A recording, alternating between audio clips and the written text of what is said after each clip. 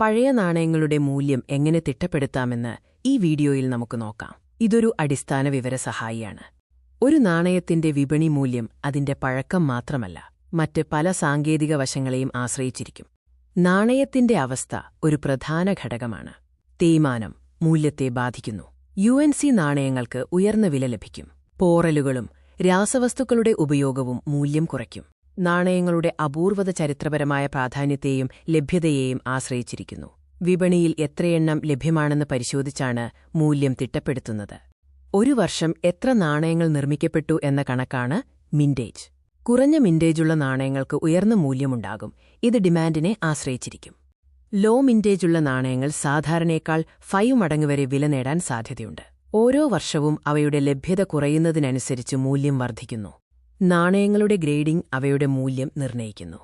UNC അൺസർക്കുലേറ്റഡ് ഏറ്റവും ഉയർന്ന വില നേടും. Extra fine, very fine, good എന്നിങ്ങനെ ഗ്രേഡുകളുണ്ട്. നാണയത്തിന്റെ വർഷം, മിന്റ് മാർക്ക് എന്നിവ കൃത്യമായി പരിശോധിക്കുക.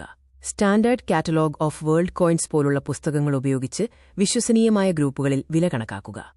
ഇന്ത്യൻ നാണയങ്ങളിൽ അപൂർവതയുള്ളവയിൽ സ്വർണ്ണമൊഹറുകൾ, ബ്രിട്ടീഷ് ഇന്ത്യൻ വെള്ളി നാണയങ്ങൾ, തിരുവിതാംകൂർ ചക്രങ്ങൾ എന്നിവ ഉൾപ്പെടുന്നു. നാണയങ്ങളുടെ ഡിമാൻഡ് വർദ്ധിക്കുന്നതിന്റെ അനുപാതം വ്യത്യസ്തമാണ്.